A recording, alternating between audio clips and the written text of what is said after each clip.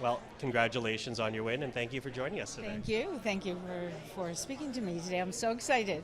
Well, excited, but boy, do you have a big task now as party president. What do you see as your priority coming out of this convention? Well, we listen very carefully to what the delegates say. It's a great convention. There's lots of resolutions, and the highest authority in our movement is our members.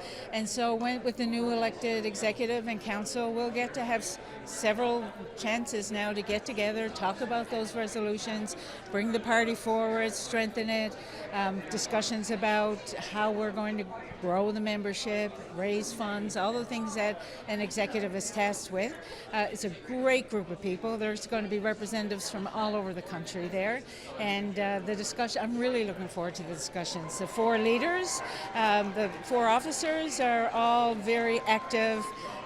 Women who, in the labor movement, women who've been political activists for a long time, a lot of experience in how that works. So it should be very, I'm really excited about it. Yeah. And to clarify for people who may not have noticed it, but the executive this time around are all women, as you say. But talk to us about getting the party ready for an election if and when that happens, because that does, in many ways, falls on the executive to make sure people are prepared. In a way, you're almost like an election planning committee, pre-election planning committee, that's right. But there's already been a lot of work done. There's been a number of candidates already nominated, myself included, well in advance, a little bit different than the last election, which was an election that was called when it wasn't supposed to be there. And that's a really good thing. I remember watching the news when Manitoba won the election, and the candidates were saying, we've been knocking on doors for a year and a half and it's paid off. Well, in St. John's East, we've been knocking on doors since July. There's a whole lot of people we've had over 100 volunteers knocking on doors, and we're mostly getting to know the people in the constituency, and we're asking them about the issues that matter to them. So we're hearing these heart-wrenching stories about people who fall through the cracks. A lot of people are falling through. They just can't make ends meet. So things like dental care, which in St. John's and in Newfoundland, we've been talking about that for a long time. That's like an enormous win, especially for seniors and for children and for low-income families. It's been you can see that how excited they are about it.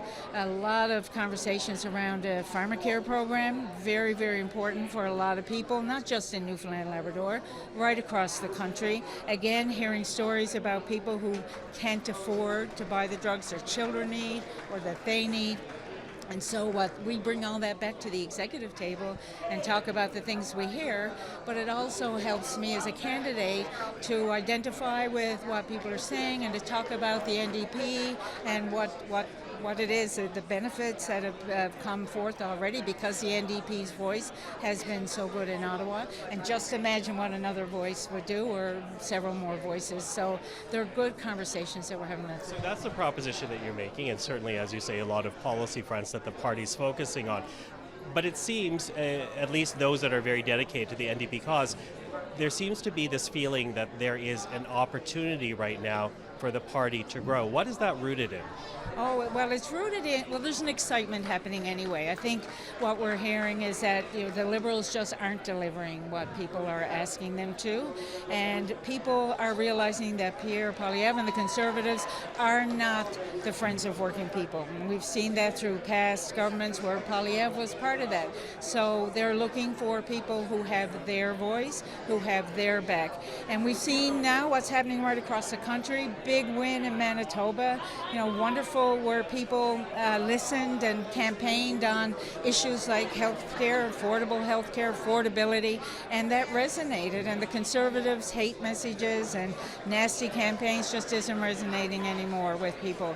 Even in British Columbia, with an NDP government, we see what's happening in places like Saskatchewan. The NDP have been really vocal around the issue, for example, like trans rights, and those those issues. In Alberta, they're taking on Danielle Smith around the Canada Pension Plan. They're being very vocal, and all of that is bringing more and more people to realize that there is a party out there. There is another party you can vote for, and people are coming. We've been knocking on doors every 2 weeks or so over the summer, and every time we knock on doors, more volunteers come. They're younger, a lot of them. They're people who I may not even know, right? They'll say, I don't know you, but I'm excited to be working on this because the NDP are speaking out for me. And you hear it a lot more recently now, and I think it's great. I mean, we just heard Merritt Stiles talk about what the opposition does in Ontario and the enormous victories that they've had around the Greenbelt and all that. So that stuff doesn't go unnoticed by a lot of people. Well, we certainly are watching.